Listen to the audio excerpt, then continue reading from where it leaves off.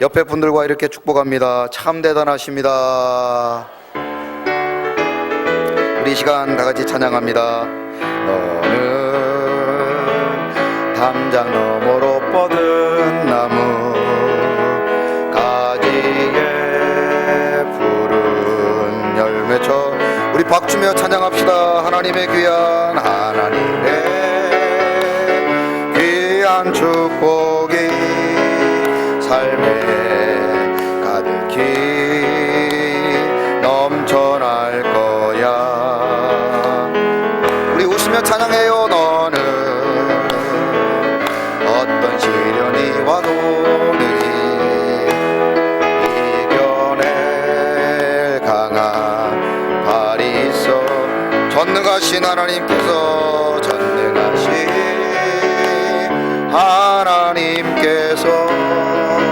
너와 언제나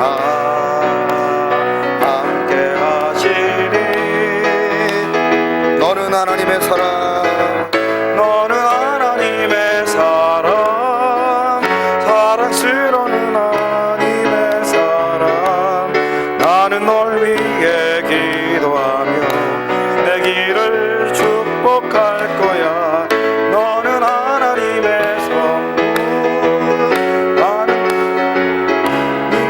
열매, 주의 품에 꽃 피운 나무가 돼.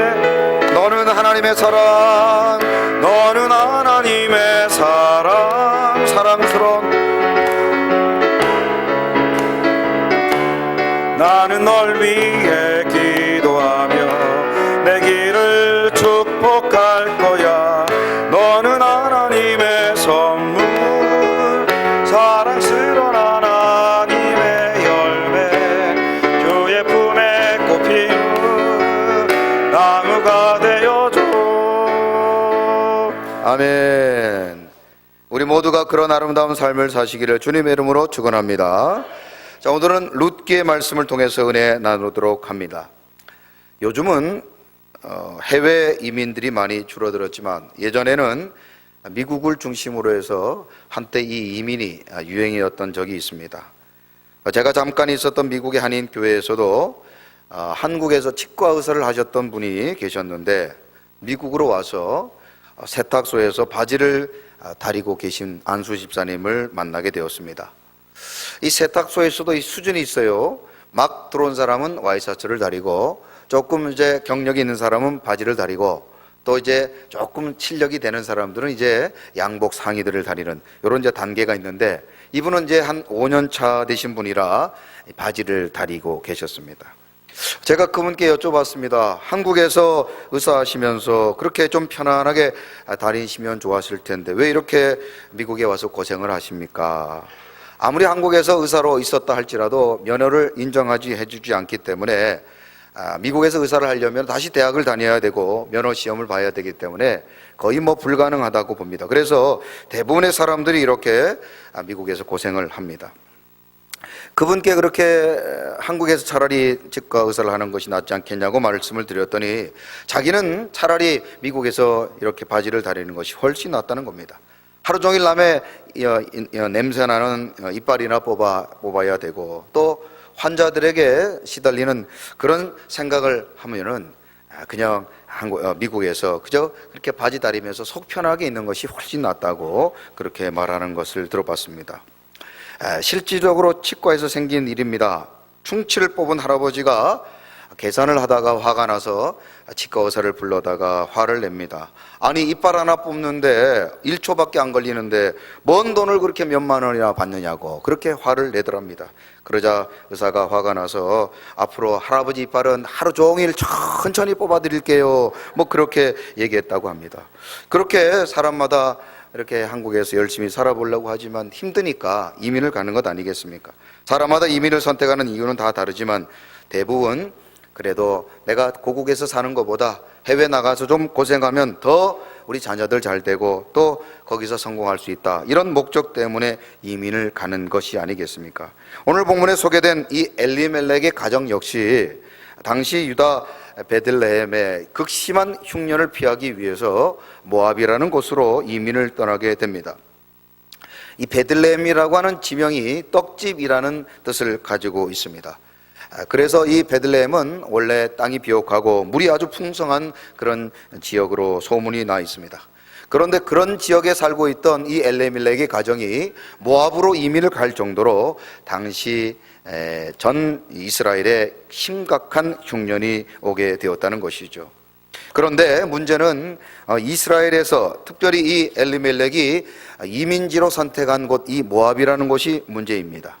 여러분 지도에서 보시는 것처럼 베들레헴에서 모압까지가 직선거리로 그리 멀지 않기 때문에 용이하게 이동할 수 있고 또 가까운 곳에서 고향과 가까운 곳에서 이민 생활하는 것이기 때문에 그리 어려운 곳이 아니라고 생각하지만 이 모압이라는 곳은 이스라엘 백성들이 절대로 가까이 해서는 안 될 가장 대표적인 이방 족속이라는 점입니다.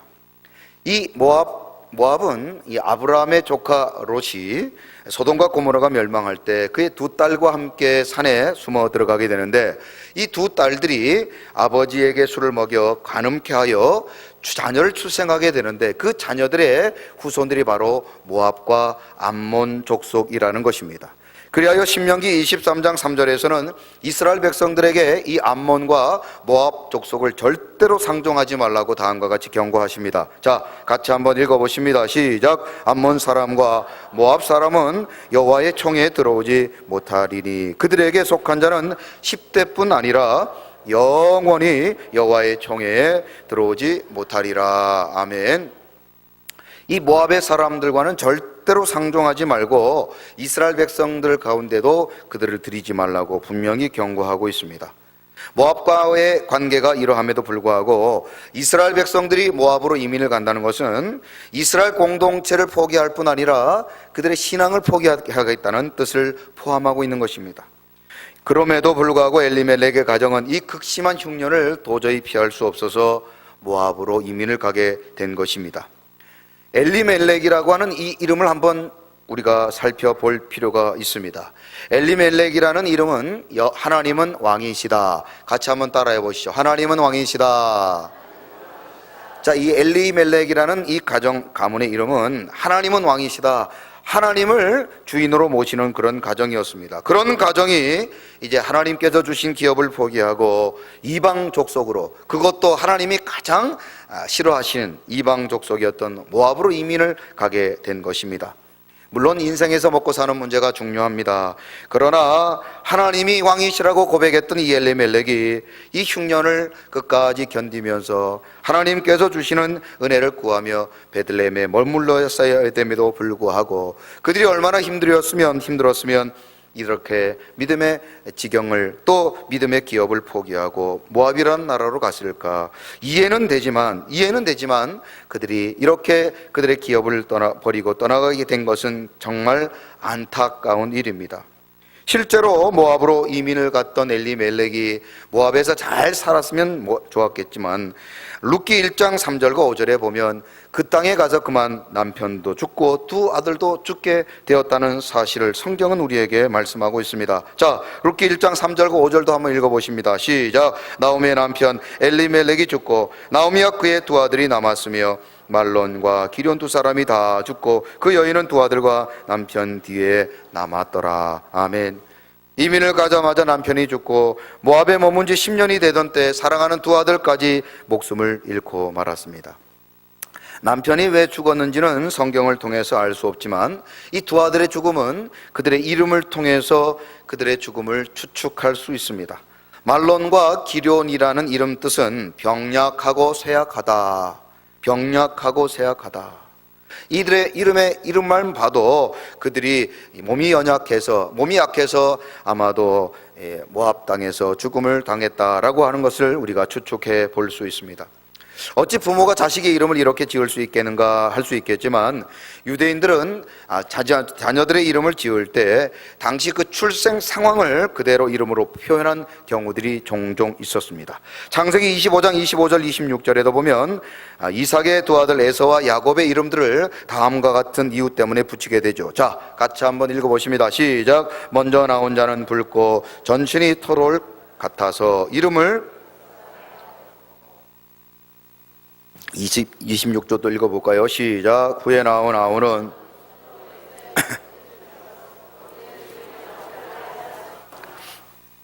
리브가가 그들을 낳을 때 이삭이 60세였더라. 아멘.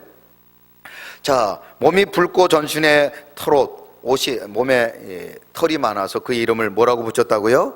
에서라고 붙이고, 또 형의 발 뒤꿈치를 잡았다 해서 뭐라고 붙였습니까? 야곱이라 붙였다. 어떻게 자식의 이름을 이렇게 붙일 수 있는가? 그게 여러분들 고대 근동의 이 문화였다는 것입니다. 그래서 말론과 기련의 이름도 병약과 세약이라고 붙였는데, 정말 그들의 이름대로 그들은 모압 땅에서 죽고 말았습니다.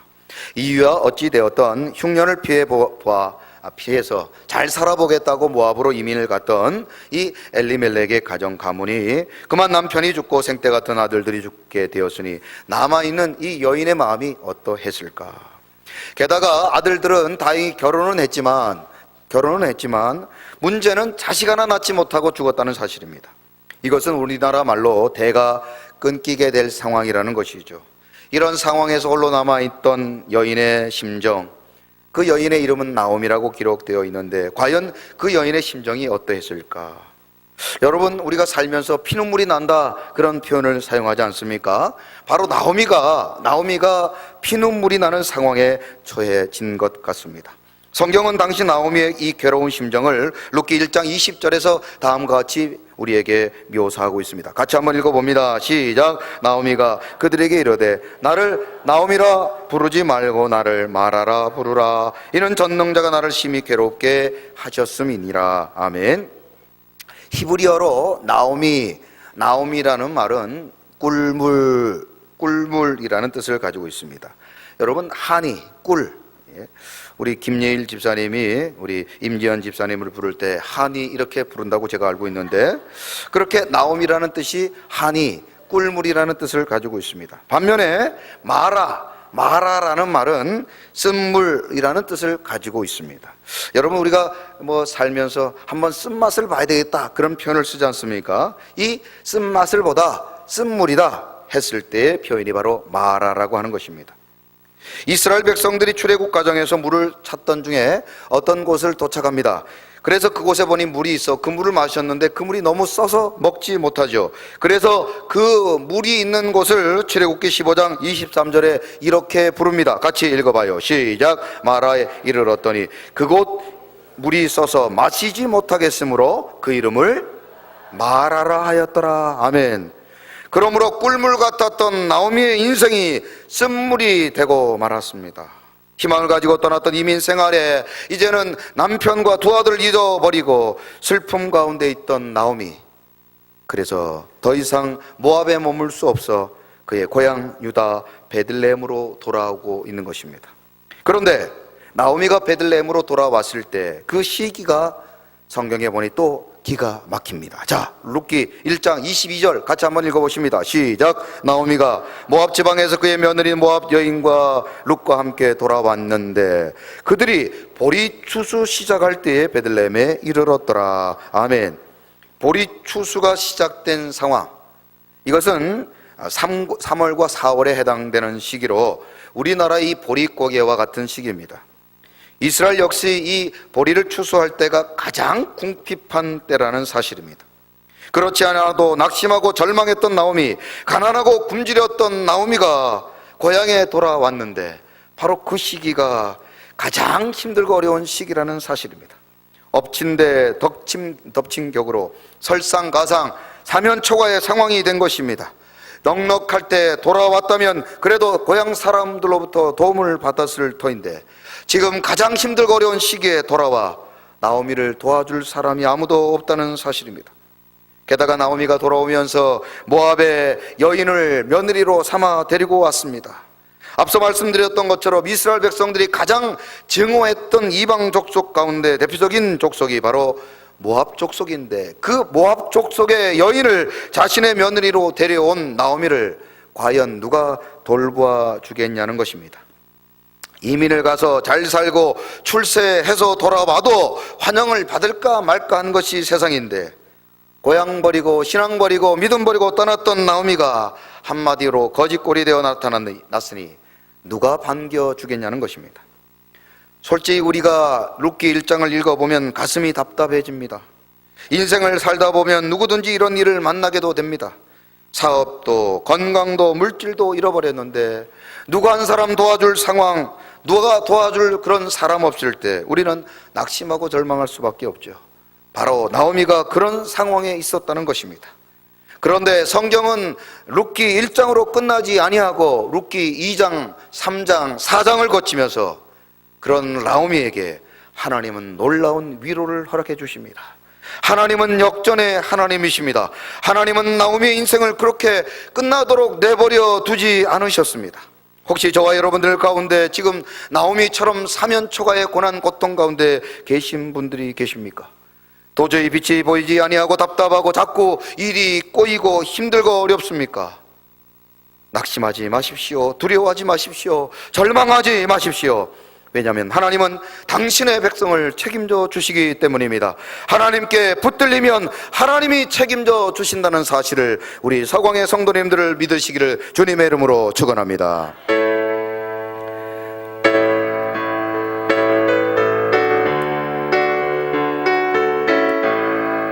주는 나의 힘이요, 주는 나의 힘이요, 주는 나의 힘이요, 영원히 주를 의지하리. 주는 나의 힘이요, 주는 나의 주는 나의 힘이요, 영원히 주를 의지하리. 영원히 하늘 위에 주님밖에, 하늘 위에 주님밖에 내가 사모할 자 이 세상에 없네. 내 맘과 힘을 믿을 수 없네. 오직 한 가지 그 진리를 믿네. 주는 나의 힘이요, 주는 나의 힘이요, 주는 나의 힘이요, 영원히 주를 의지하리. 주는 나의 주는 나의 힘이요, 주는 나의 힘이요, 영원히 주를 의지하리. 영원히. 아멘. 자, 그렇다면 하나님께서 어떻게 나오미의 인생 가운데 역사하시고 그에게 역전의 은혜를 베풀어 주셨을까? 하나님은 절망 가운데 있던 나오미에게 만남의 복을 주셨습니다. 자, 같이 한번 따라해 보시죠. 만남의 복을 주셨습니다. 우리가 짧은 인생을 살지만 사람 잘 만나 복을 받는 경우도 있고 사람 잘못 만나 참으로 평생 고생하며 살아가는 사람들이 있습니다. 저는 바라건대 우리 서광의 성도님들, 특별히 우리 서광의 자녀들은 이런 만남의 복을 받아 누리시기를 주님의 이름으로 축원합니다. 옆에 분들과 이렇게 축복합니다. 참 잘 만났습니다. 이게 말을 잘해야 되는데 이게 그냥 정말 진심으로 기쁨으로 해야 되는데 이게 잘못하면 그냥 잘 만났다 너 오늘 두고 보자 뭐 그런 것 같이 보이대요. 여러분 정말 진심을 담아서 우리 반대편 사람과 인사 나눕니다. 참 잘 만났습니다. 아멘. 그렇습니다. 하나님은 당신의 사랑하는 성도들에게 만남의 복을 주십니다. 그러므로 우리는 언제나 하나님께 만남의 복을 달라고 기도해야 될 줄로 믿습니다. 아브라함이 나이 들어가는 아들을 위해 그의 종 엘리에셀에게 아들의 짝을 찾아 달라고 부탁을 합니다. 그때 이 아브라함의 충성스러운 종 엘리에셀은 주인의 부탁을 받고 떠나면서 하나님께 이런 기도를 드리게 되죠. 자, 창세기 24장 12절. 이 기도가 저와 여러분들의 기도가 되기를 바랍니다. 같이 한번 읽어봐요. 시작. 그가 이르되 우리 주인 아브라함의 하나님 여호와여, 원하건대 오늘 나에게 순조롭게 만나게 하사 내 주인 아브라함에게 은혜를 베푸시옵소서. 아멘. 여러분, 저와 여러분들도 이렇게 기도하여 여러분들의 자녀, 여러분들의 삶에 복된 만남, 복된 아름다운 만남의 복 누리시기를 주님의 이름으로 축원합니다. 자, 그렇다면 하나님께서 나오미에게 주신 만남의 복, 그 복들은 구체적으로 무엇인지 살펴보도록 합니다. 첫 번째로 나오미의 만남의 복은 며느리 룻과의 만남이었습니다. 자, 룻기 1장 16절 17절 같이 한번 읽어보십니다. 시작. 룻이 이르되 내게 어머니를 떠나며 어머니를 따르지 말고 돌아가라. 강권하지 마옵소서. 어머니께서 가시는 곳에 나도 가고 어머니께서 머무시는 곳에서 나도 머물겠나이다. 어머니의 백성이 나의 백성이 되고 어머니의 하나님이 나의 하나님이 되시리니 어머니께서 죽으시는 곳에서 나도 죽어 거기 묻힐 것이라. 만일 내가 죽는 일 외에 어머니를 떠나면 여호와께서 내게 벌을 내리시고 더 내리시기를 원하나이다 하는지라. 아멘. 여러분, 이런 귀한 며느리 만나시기를 주님의 이름으로 축원합니다. 나오미의 아들들이 모압의 여인들과 결혼을 하게 되어 나오미는 2명의 며느리를 얻게 됩니다. 며느리들의 이름이 룻기에 기록되어 있죠. 오르바와 룻이라는 이름이 기록되어 있는데요, 오르바는 그 이름의 뜻이 돌아가는 자. 오르바가 뭐라고요? 돌아가는 자. 여러분, 이름 잘 지어야 된다고 말씀을 드렸죠. 정말 오르바는 남편 죽고 시아버지 죽고 나오미가 털털 거지되자 돌아가 버렸어요. 모압으로 돌아가 버렸어요. 오르바의 이름이 먼저 기록되어 있어서 많은 사람들은 오르바를 큰 며느리라고 생각하지만 룻기 4장 10절에 보면 큰아들의 이름이 말론이라고 되어 있는데 그 말론의 아내의 이름이 룻이라고 되어 있습니다. 룻은 큰 며느리였습니다. 나오미의 큰 며느리가 바로 룻이었습니다. 오르바는 돌아가 버렸고 나오미는 룻은 끝까지 나오미를 쫓아갔습니다. 나오미는 아들이 죽자 더 이상 며느리들을 볼 면목이 없었어요. 그래서 며느리들에게 자신의 고향으로 돌아가라고 말합니다. 그러나 룻은 끝까지 남아 나오미를 따라가겠다고, 그리고 그의 고향 유다 베들레헴까지 따라가겠다고 결심하게 됩니다. 그리고 정성을 다하여 시어머니 나오미를 섬기게 되죠. 아들을 둔 우리 성도님들 꼭 이런 며느리들을 만나시기를 주님의 이름으로 축원합니다. 옛날에 어느 효자가 아버지 어머니를 모시고 살았는데 시집온 아내가 욕심이 많고 불효막심해서 자기 이 부모님들을 잘 모시지 못했습니다. 먹을 것도 제대로 챙겨드리지 않아서 부모님들이 하루가 다르게 여유어 가시는 모습을 보게 되었습니다. 어느 날 보다 못한 이 아들이 한 달 내내 고민하다가 드디어 꾀를 내었습니다. 장에 가보았더니, 자기 지금 부인에게 하는 말이에요. 시장에 가봤더니 요즘에는 보니 살이 찌고 건강한 노인들을 내다 파는데 한 사람당 1,000냥씩을 받고 팔더라. 그러면서 우리도 한 3년간 부모님 잘 복량해서 우리 부모님들을 시장에 내다 팔면 2,000냥을 벌 수 있으니 그렇게 하자고 부인에게 얘기를 했다는 거예요. 한 냥이 대략 2만 원 정도 되니까 2,000냥, 약 4천만 원 정도 되지 않습니까? 욕심 많았던 이 며느리가 2,000냥, 우리나라 돈으로, 현재 돈으로 4천만 원 벌 수 있다는 말에 그만 솔깃해져서 그날부터 시부모를 정성을 다해서 살찌게 하는 음식을 이렇게 대접하기 시작했다는 겁니다. 2-3달이 지난 이후에 기운을 차렸던 시어머니가 어느 날 이 손자를 등에 업고는 온 동네를 다니면서 며느리 자랑을 하고 다니더라는 겁니다. 우리 며느리가 이렇게 우리를 잘 섬기고, 그래서 내가 이렇게 건강해져서 이제는 손주까지 업고 다닐 수 없도록 이렇게 건강하게 되었다고. 그렇게 3년이 되던 해에 그 소문은 고을 밖으로까지 퍼져서 원님까지 알게 되어서 그 거울에 효부비를 세워야 되겠다는 그런 소문이 돌기 시작했다는 거예요. 큰 돈을 벌 속셈으로 시부모에게 정성을 다해서 음식을 만들어 드렸지만 나중에는 상황이 이상하게 돌아가는 상황을 보면서 며느리도 어쩔 수 없게 되었습니다. 그래서 불효막심했던 그 며느리가 나중에는 진짜 효부가 되었다는 전설의 고향을 여러분 아십니까?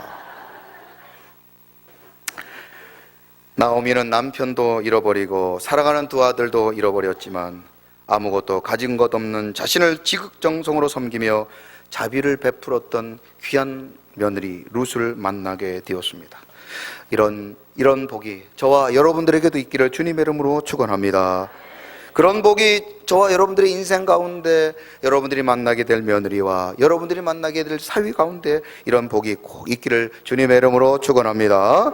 두 번째로 나오미에게 복된 만남, 복된 만남의 복이 무엇일까? 룻기 2장 8절에서는 보아스를 만난 복을 성경은 말하고 있습니다. 자, 룻기 2장 8절 같이 한번 읽어보십니다. 시작. 보아스가 룻에게 이르되 내 딸아 들으라, 이삭을 주우러 다른 밭으로 가지 말며 여기서 떠나지 말고 나의 소녀들과 함께 있으라. 아멘. 룻기 2장에서 우리가 주목해야 될 단어 가운데 우연히와 마침이라는 단어를 볼 필요가 있습니다.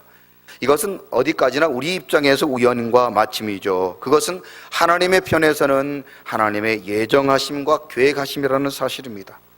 고향으로 돌아왔던 나오미는 먹고 사는 문제를 해결하기 위해서 어쩔 수 없이 며느리 룻이 나가서 이삭을 줍고 다녔습니다. 그러나 앞서 말씀드렸던 것처럼 모압의 사람이 자신의 나라에 들어오는 것도 허락지 않았던 상황에서 모압 여인이 자신의 밭에 들어와 이삭을 줍는다는 것, 그것을 허락해 줄 사람이 없었습니다. 룻은 이 밭으로 저 밭으로 다니며 이삭을 줍게 해달라고 부탁을 했을 것입니다. 그런데 며느리 룻이 우연히 그 많고 많은 밭 가운데 보아스의 밭에 가게 되었고 그곳에서 이삭을 줍기를 허락받게 됩니다. 그리고 때마침 보아스가 밭에 나와 룻을 보게 된 것입니다. 우연히 된 것 같고 그래서 그저 그렇게 그런 일이 있을 수 있다고 생각하지만 이 모든 일 배경에는 하나님이 계셨다는 사실입니다. 하나님은 이 땅의 모든 것을 창조하신 분이십니다. 시간과 공간을 다스리시는 분이십니다. 그러므로 우리가 만나는 모든 사람들 역시 우리가 우연히 만난 것이 아니라 하나님이 만나게 하셨다는 사실입니다. 하나님이 주신 만남에는 다 이유가 있습니다. 우리 같이 한번 따라해 보시죠. 다 이유가 있습니다. 여러분, 내가 만난 사람, 내가 만날 사람 다 이유가 있다는 것입니다. 나오미가 룻을 통해 만났던 이 보아스는 어떤 사람입니까? 룻기 2장 1절에서는 그를 유력한 자라고 소개하고 있습니다. 유력한 자라는 단어는 히브리어로 깁보르 하일이라는 단어를 사용합니다. 한번 따라해 보시죠. 깁보르 하일. 깁보르 하일이라는 말은 군사 용어로 용감한 장군이라는 뜻입니다. 아니, 보아스는 전쟁에 나간 적도 없는데 왜 그를 성경은 용감한 장군이라고 부를까? 물론 성경학자들 가운데는 유력한 자라는 말을 용감한 장군이라고 해석하기보다는 부유한 자로 해석하는 것이 맞다고 합니다. 그러나 저는 히브리어 원문대로 그를 용감한 장군이라고 부르고 싶습니다. 왜냐하면 그는 유대인 전통 가운데 기업 물을 자의 책임을 다했던 사람이기 때문입니다. 이 기업 물을 자라는 것은 고엘 제대로 어떤 사람이 고난 고통을 당했을 때 가장 가까운 친척이 그를 대신 도와주는 제도를 의미하는 것입니다. 지금 나오미와 룻이 남편과 자식들을 잃고 절망 가운데 있을 때 가장 가까운 친척이 그를 도와주어야 하는 것입니다. 그런데 보아스는 자신이 가장 가까운 친척이 아니었습니다. 가장 가까운 친척이 있어 그에게 그 책임을 다할 것을 요청합니다. 그런데 룻기 4장 6절에 보면 그는 그 책임을 다할 사람이 그 책임을 다하지 않고 그것을 포기해버립니다. 자, 같이 한번 읽어보실까요? 시작. 그 기업 물을 자가 이르되 나는 내 기업에 손해가 있을까 하여 나를 위하여 물으지 못하노니 내가 물을 것을 내가 물으라. 나는 물으지 못하겠노라 하는지라. 아멘. 촌수로서는 다른 사람이 있습니다. 그 사람이 기업을 물러야 됩니다. 나오미와 룻을 책임져 주어야 됩니다. 그럼에도 불구하고 성경은 그가 기업에 손해가 있을까 하여 그 기업 물을 것을 포기합니다. 자비와 긍휼을 베풀어야 할 상황에서 자신이 당하게 될 손해를 두려워했던 다른 사람과는 달리 보아스는 기꺼이 손해를 두려워하지 않고 나오미와 룻을 섬기고 도와주었다는 사실입니다. 그러므로 보아스는 깁보르 하일, 용감한 장군이라 불릴만 하다는 것입니다. 뿐만 아니라 보아스는 용감한 장군일 뿐 아니라 착하고 따뜻한 마음을 가진 사람이었습니다.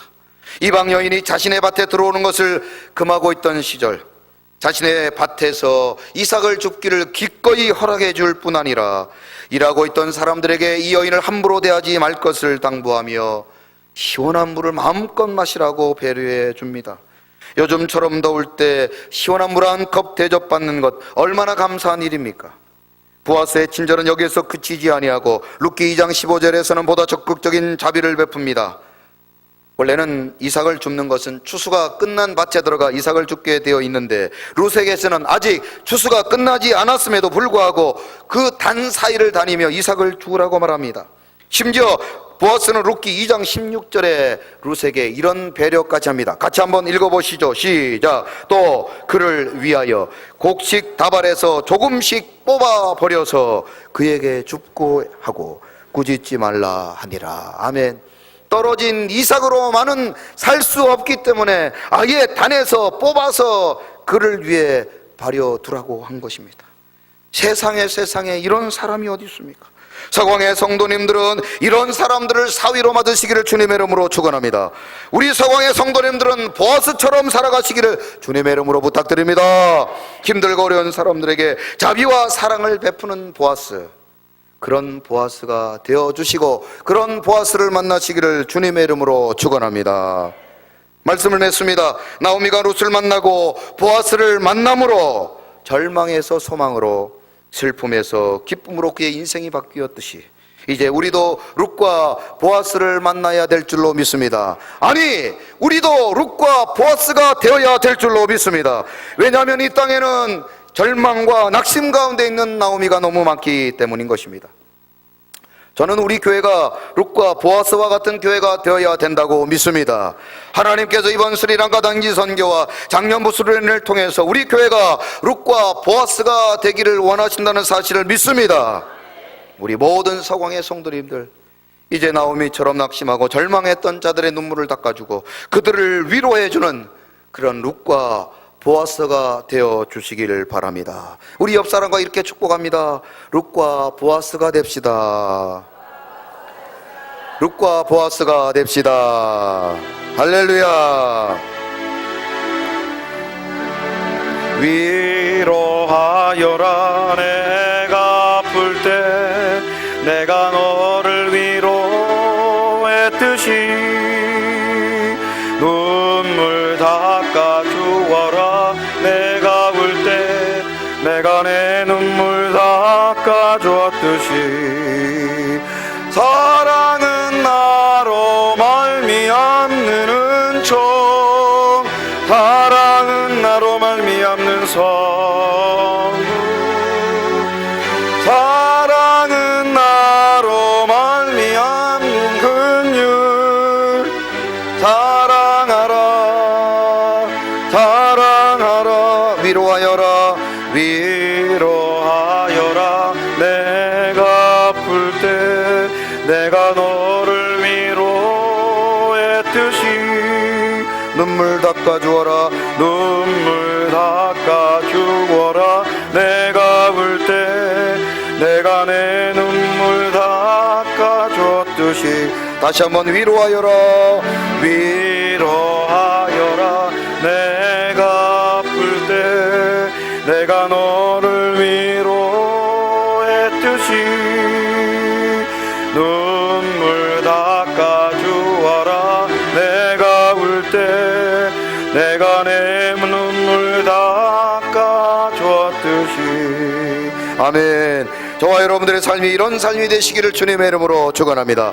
이 시간 주신 말씀 생각하며 다 같이 합심하여 기도합니다. 남편을 잃어버리고 사랑하는 두 아들을 잃어버렸던 나오미, 절망하고 낙심할 수밖에 없었습니다. 자신의 이름을 더 이상 나오미라 부르지 말고 말하라, 불러라, 부르라 말했던 그 여인의 아버지여 피눈물 나는 통곡과 애통을 우리는 듣습니다. 아버지, 이 땅 가운데 지금 나오미처럼 고난 고통 가운데 있는 자들이 있습니다. 절망 가운데 있는 자들이 있습니다. 아버지, 우리로 하여금 룻과 보아스가 되게 하여 주옵시고 우리가 그런 만남이 되게 하여 주옵시고 우리를 통하여 낙심하고 절망했던 나오미들이 새 힘을 얻게 하여 주옵소서. 오늘 이곳에도 나오미처럼 절망한 자들이 있습니까? 룻과 보아스를 만나게 하시고 이제 우리 서광의 성도님들이 룻과 보아스가 되어 이 땅 가운데 수많은 나오미들을 위로하고 그들의 눈물을 닦아줄 수 있는 아름다운 서광의 성도님들, 우리 교회가 되게 해달라고 이 시간 말씀 생각하며 다 같이 주여 한번 외친 후에 통성으로 기도합니다. 주여 하나님